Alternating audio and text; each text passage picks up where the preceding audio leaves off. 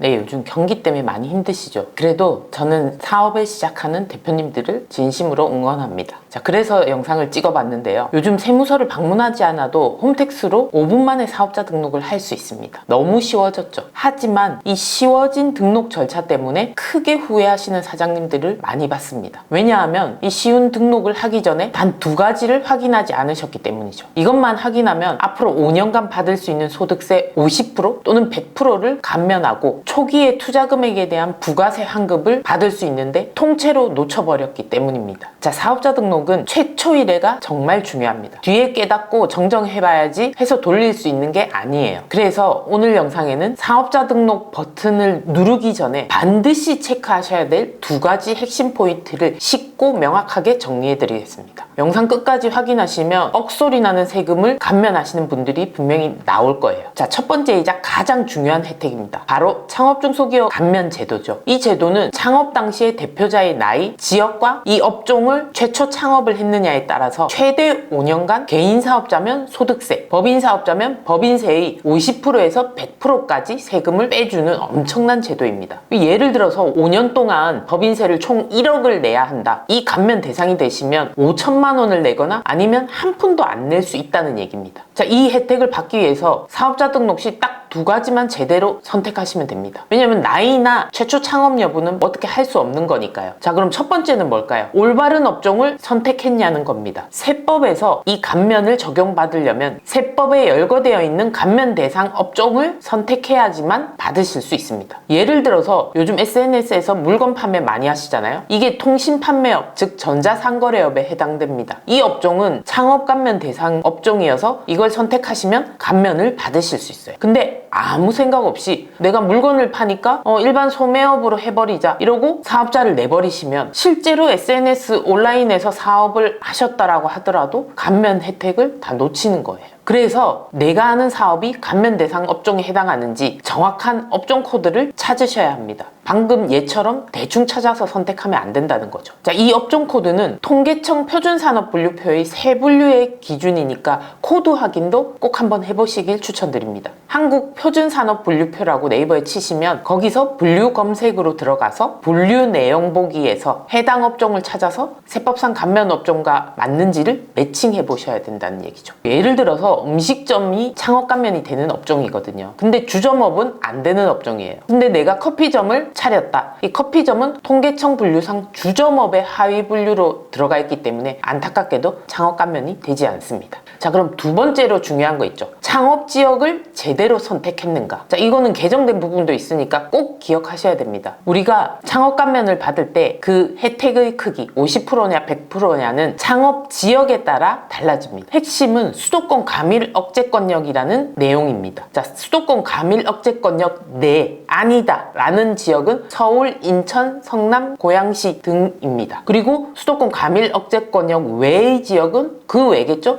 대표적으로 김포, 용인, 화성, 세종 등등등입니다. 이렇게 나뉘어지거든요. 여기서 나이까지 고려해서 최종 감면율이 적용됩니다. 창업 당시의 나이가 만 34세 이하인 경우에는 청년으로 보거든요. 남자의 경우는 군대 복무기간까지 만 34세 기준에 더해져서 계산되니까 혜택이 더 높아지는 거죠. 물론 6년 한도로 기간을 더하시면 됩니다. 이런 청년의 경우 수도권 가밀억제권역 내에서 감면이 가능한 업종으로 최초 창업을 하시면 50% 감면을 받으실 수 있습니다. 수도권 가밀억제권역 외의 지역에서 창업하시면 100% 감면 혜택을 받을 수 있어요. 방금까지는 청년만 말씀드렸는데요. 34세 초과해서 청년이 아니다 이런 분들은 수도권 가밀억제권역 내에서 창업하시면 안 되고요. 외에서 창업하시면 50% 감면을 받으실 수 있습니다. 제 예를 들어 볼게요. 온라인 쇼핑몰을 청년이 창업했다. 고양시 같은 가밀억제권역 내에서 하시면 50% 감면이 되겠죠. 김포나 용인같이 가밀억제권역 외에서 창업하시면 100% 세금을 깎아줍니다. 자, 같은 경기도 지역이라도 주소지 선택 하나에 따라서 감면율이 2배가 차이가 날 수 있죠. 지역에 따라서 감면율이 달라지는 것 때문에 실제 사업장은 서울인데 김포 공유오피스에 창업해서 감면을 받으신 분들이 있죠. 이런 분들 요즘 조사를 많이 받고 세금 추징을 많이 당하고 있습니다. 자, 이렇게 조사에 대비한다면 사업장의 개념을 잘 잡으셔야 돼요. 우리가 사업장으로 인정을 받으시려면 물적 시설이 있어야 하거든요. 뭐 몇만 원 내고 쓰는 공유오피스는 쉽지 않습니다. 자기 간판이 있어야지 입증이 쉬우시고요. 영업활동 및 의사결정의 대부분이 이 사업장에서 이루어져야 됩니다. 뭐 영업활동이라고 하면 세운계안서 발행을 여기서 하시고 자금 집행이라든지 장부를 보관하고 하는 것도 이 사업장에서 이루어져야 되겠죠. 대출도 이왕이면 이 사업장 근처의 영업점에서 내시는 게 좋을 겁니다. 자, 그리고 또 주의하셔야 될 점이 있는데요. 이건 25년 개정세법 내용인데 26년 개업하는 사업자부터는 수도권 가밀억제권역 바뀌면서 또 수도권인 곳에서 창업을 하시게 되면 감면율이 기존에서 25%씩 감소합니다.